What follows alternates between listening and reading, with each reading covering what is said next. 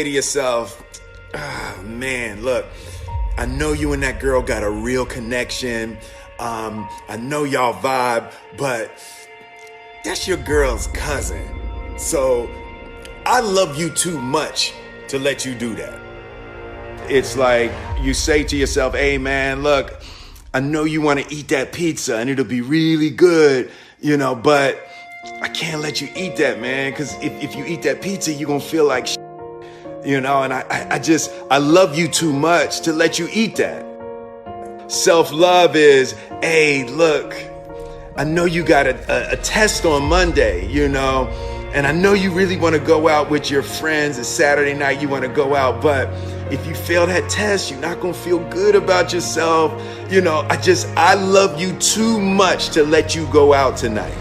Self-discipline is self-love. If you want to be happy, you have to love yourself, which means you have to discipline your behavior. The road to sustained happiness is through disciplining your behavior. We tend to base our self-esteem on what other people think. And that's not really self-esteem. Self-esteem is supposed to be how we feel about ourselves. And I was just saying how dangerous it is to allow other people to determine how you're going to feel about you.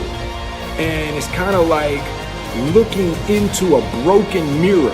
You're going to look in a broken mirror and then change your face to try to look good in this defiled, busted, broken mirror. And it just, other people's opinions is a really way to determine how we feel about ourselves.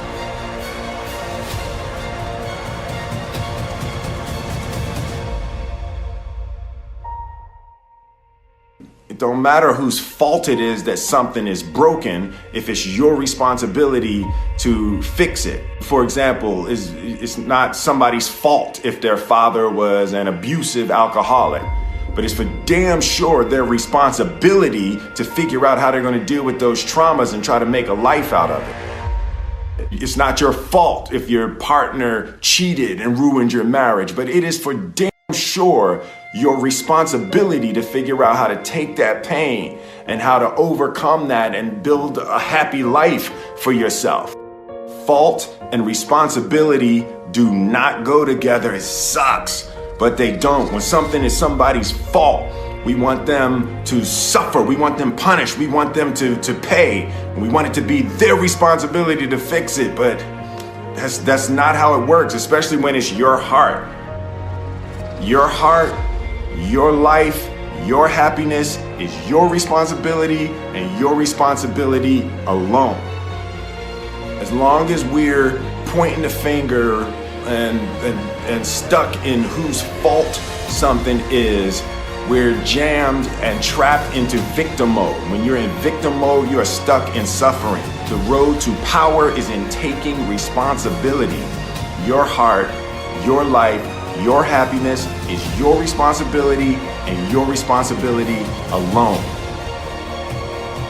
You can make a person smile, you can make a person feel good, you can make a person laugh, but whether or not a person is happy is deeply and totally and utterly out of your control. The prerequisite for spending time with any person is that they nourish and inspire you. They feed your flame. Look at your last 5 text messages. Are those people feeding your flames or dousing your fire? Put your phone down for just a second and look around. Look to the people around you.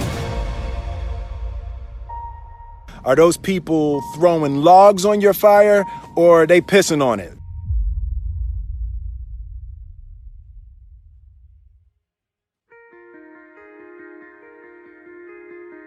I want my life, I want my work, my family, I want it to mean something. And it's like, if you are not making someone else's life better, then you're wasting your time.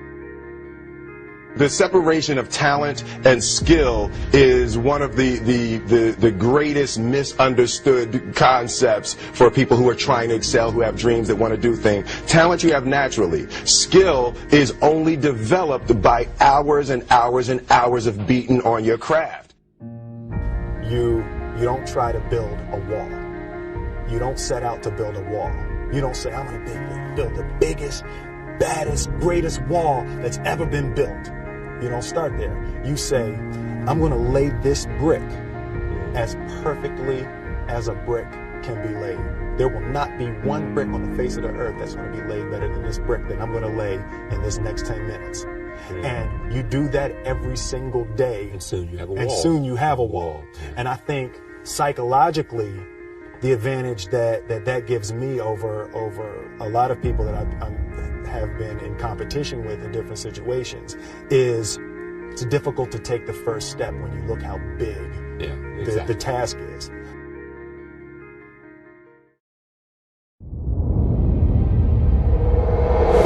The definition of who I am is very clear to me, and it also redefines who I want to be. In that I know for a fact that I'm stronger than I thought I was. You can't help but ask yourself the question, what would I do if I was in Muhammad Ali's shoes? I'm motivated by I hate being scared to do something. And I think what developed in my early days was the attitude that I started attacking things that I was scared of. Why were you scared in your bed the night before? What do you need that fear for? Just don't go. Why are you scared in your bed 16 hours before you jump? Why are you scared in the car? Why could you not enjoy breakfast? Fear of what? You're nowhere even near the airplane. Everything up to the stepping out, there's actually no reason to be scared. It only just ruins your day. You don't have to jump. And then in that moment, all of a sudden, where you should be terrified is the most blissful experience of your life. And God placed the best things in life on the other side of terror.